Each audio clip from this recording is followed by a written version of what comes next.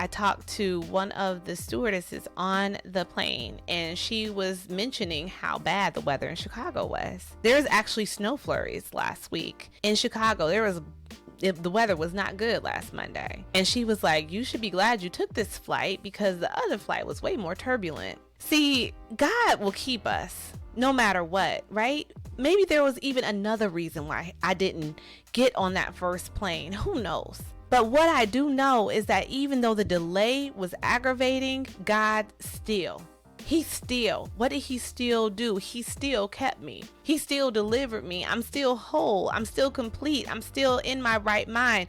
Even though I was delayed, I was not denied. When you look at Jonah, even in the word, and you look at his story, even though he was delayed, God still caused his promise to endure. He still made sure that Jonah accomplished what he said he would accomplish. God still. Somebody needs to say God still. Somebody needs to drop that in the chat. God still. What is God still doing for you? Even though they hurt you, God still. Even though they embarrassed you, God still.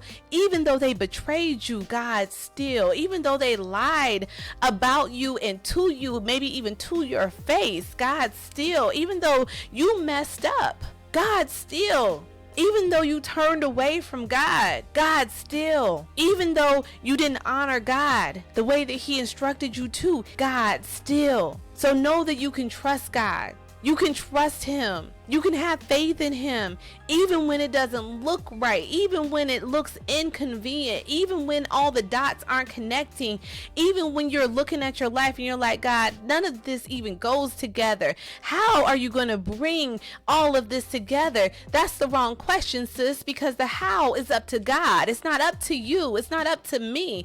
The how is up to him, and he's going to bring it together. So what would happen if you decided to agree with God right now in this moment?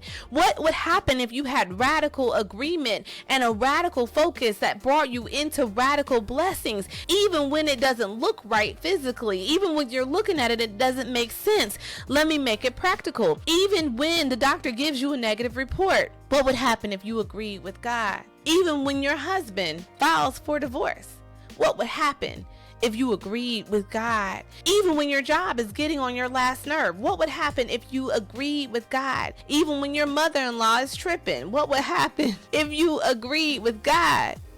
Even when your finances don't look the way you want them to look, what would happen if you agreed with God? Even when it looks like you're delayed, God still, he's still coming through.